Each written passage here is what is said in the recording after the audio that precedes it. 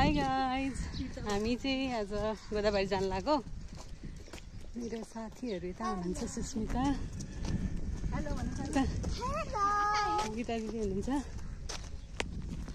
यता, सानो भाइ हाई। हामी चाहिँ अहिले गोदावरी गएर भेट्छौँ।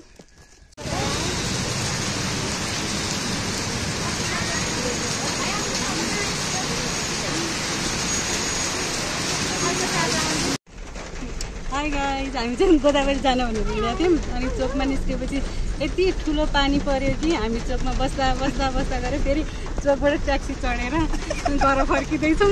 तपाईँहरूलाई मैले गोदावरीको भ्लग चाहिँ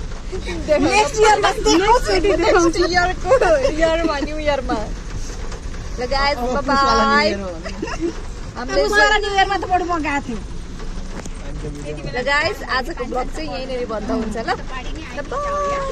हाम्रो न्यू इयर आजको यही हो, ट्याक्सी चढेर रहर पुरा भयो। घरबाट हिँड्दै चोकसम्म अनि ट्याक्सी चढेर घरसम्म। आजको न्यू इयर यस्तै भयो।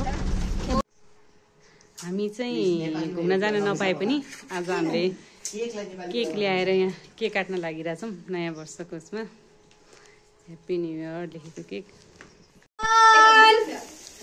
Happy new year.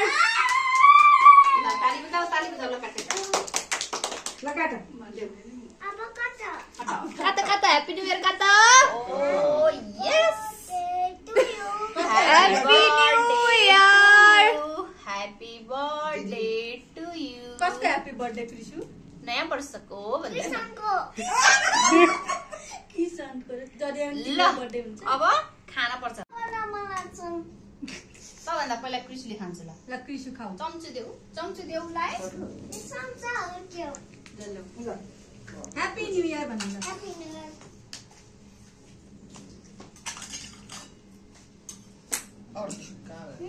ल पासिङ